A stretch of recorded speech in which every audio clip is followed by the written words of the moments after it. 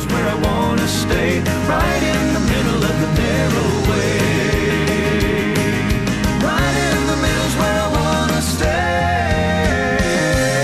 right in the middle of the narrow way.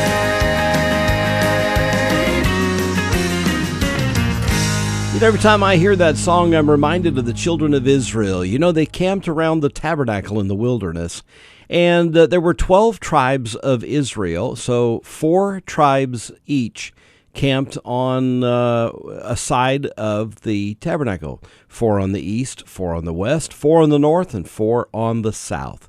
And so, you know, I don't know that there was any breakdown as to who got to be the closest to the tabernacle. There was kind of an area sectioned off, and then they would start setting up their tents and their living quarters and everything.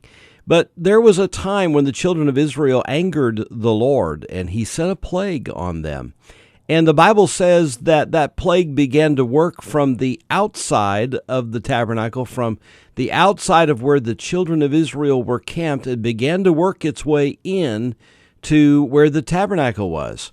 Moses did something, maybe Moses and Aaron, they did something and they stopped that plague, but not before several thousand of the Israelites had been killed.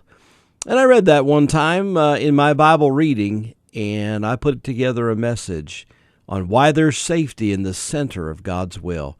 Boy, those people that were camped closest to the tabernacle, they were safe. They were kept safe. And, you know, I think about that. There's a lot of people that sit on the outskirts of things in the Christian life. You know, they're got one foot in the church and one foot in the world. They're living for God but living for the devil on the other side of things. And, you know, you're putting yourself in a position for the judgment of God. You're putting yourself in a position just to get caught up. You know, I mean, you may even be innocent of some things, but you may get caught in some things that will spin a web in your life that you'll never be able to get out from. I'm telling you, the safest place that you can be is in the center of the will of God.